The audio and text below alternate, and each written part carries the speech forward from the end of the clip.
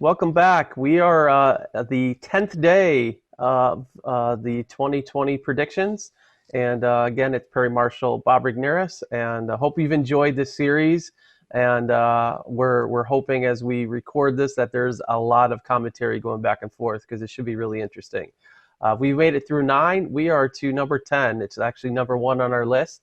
This is the decade of agility. I think this one flows right in line, Perry, with kind of your whole theme for the past decade, which is everything is 80-20, but maybe we need to update it to everything is 95-5.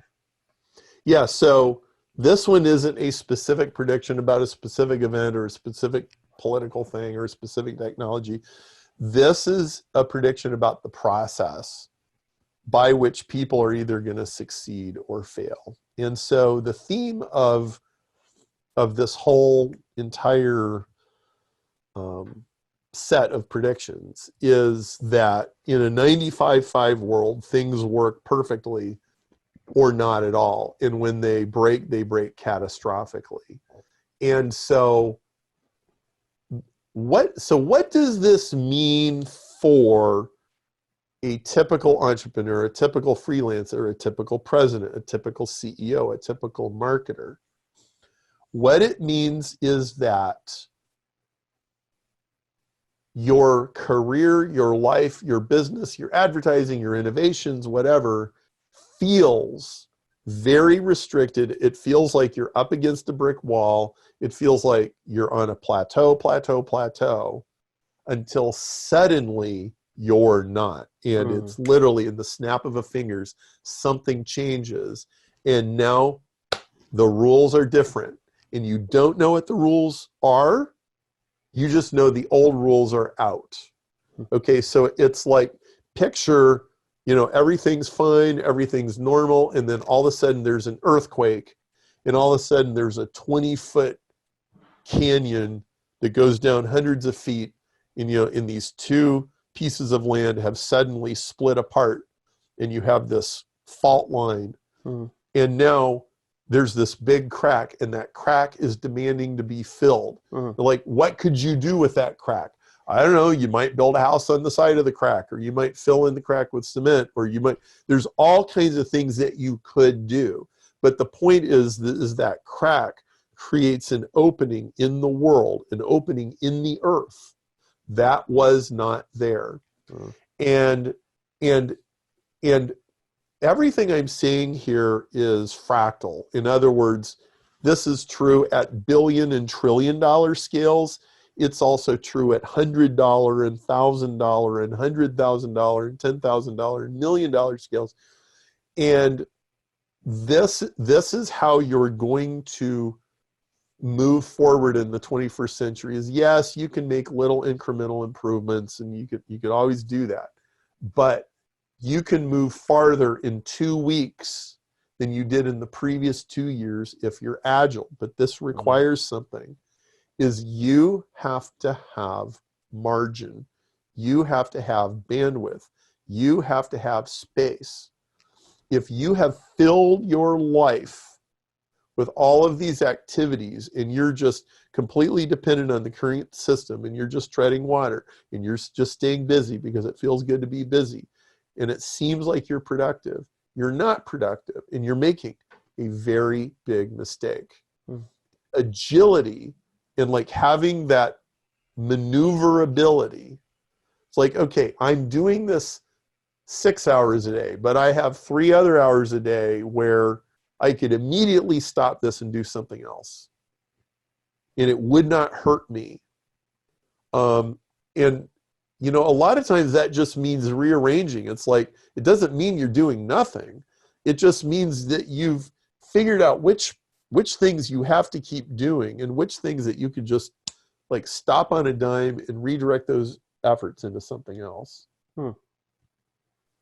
So are you saying, are you purposely, even right now, deliberately scheduling that in, or are you just aware of the things that you're doing and what you can immediately drop if the opportunity presents itself? Both.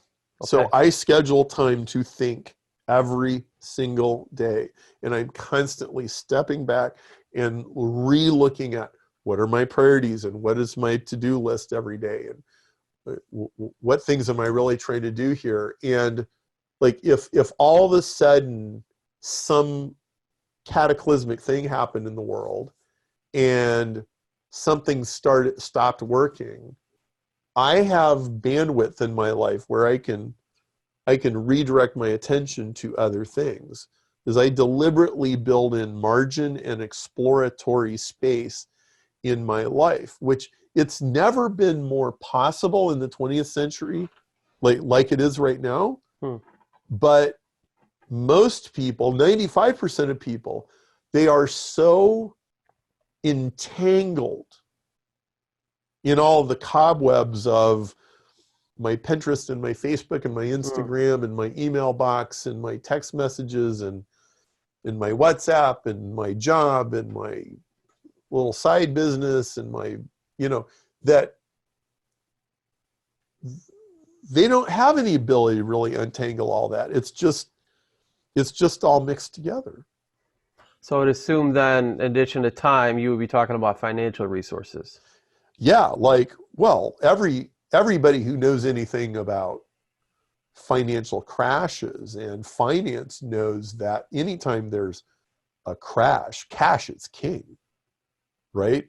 Right. I mean, if you and so whether it's lines of credit or cash on hand or any other financial resource that is at your disposal, you need to be thinking about, well, what do I have in my wheelhouse? What resources do I? It might be who you know. It might be who you know who has money, but you need to have the relationship now, not later.